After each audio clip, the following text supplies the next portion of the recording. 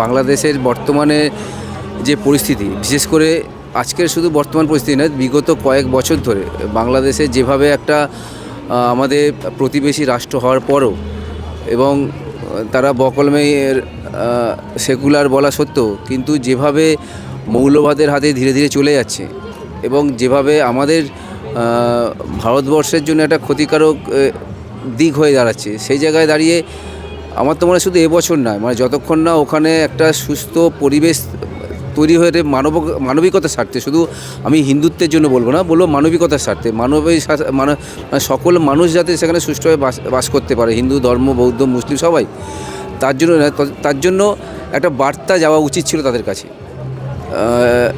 পেলো কি পেলো না সেটা বড় প্রশ্ন না, কিন্তু আমার মনে হয় সেই মানুষটা আমাদের বইমেলায় আসবে কি বার্তা নিয়ে তাদের কাছে, সেই বাংলাদেশ কী বার্তা দিতে চাইবে। তার মানে কি তারা বলবে এক, করবে আর এক? সারা বিশ্বের কাছে তারা যখন একটা বইমেলায়, যখন একটা মানুষ যখন তার বই নিয়ে হাজির হয়, তখন সারা বিশ্বকে একটা কিছু বার্তা দিতে চায়, কিন্তু সে প্রতিবারই মানুষের নেগেটিভ বার্তা কী বলে উত্থাপন করে।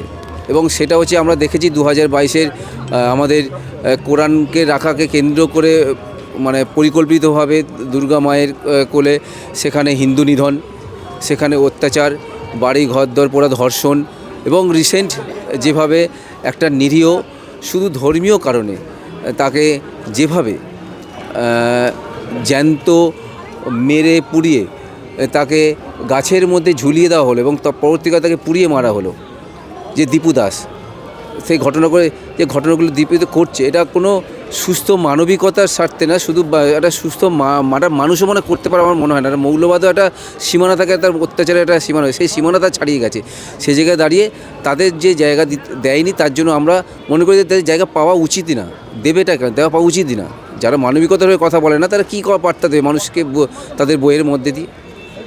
আমরা বিগত কয়েক বছর ধরে আমরা বিভিন্ন মিডিয়ার পর্দায় দেখেছি ইসলামিক মৌলবাদ, কট্টর ইসলামিক মৌলবাদকে কোন জায়গায় নিয়ে গেছে। আমাদের বাংলাদেশি যে সনাতনীদের ওপরে যে নির্মম প্রহার তারা নামিয়ে এনেছে, এটাও একটা বিশাল ফ্যাক্টর। আমাদের ভারতবর্ষের পতাকা, যেটা আমাদের আন বান শান, আমাদের তিরঙ্গার জন্য আমাদের যে স্বাধীনতা সংগ্রামীরা প্রাণ দিয়েছেন, যে জন্য আমরা তিরঙ্গাটা পেয়েছি আমাদের সংগ্রামের মধ্যে দিয়ে, সেই দেশের তিরঙ্গাকে তারা মারিয়েছে। তো এই জায়গা থেকে একটা সুন্দর মেসেজ দিয়েছে আমাদের পাবলিশার্স অ্যান্ড বুকসেলার্স গিল্ড, তার সঙ্গে সঙ্গে ভারত সরকার, আমাদের পশ্চিমবঙ্গ সরকারও আছে। তো এইবার ঘটনাটা হচ্ছে যে নির্মম প্রহার, ওখানে বাংলাদেশি হিন্দুদের কাছেও একটা মেসেজ যাবে যে ভারত সরকারও আমাদের সাথে আছে। তো এই র্যাডিক্যালিজমের এগেনস্টে এটা একটা খুব সদর্থক স্টেপ, আর এই স্টেপটাকে আমি সাধুবাদ জানাই।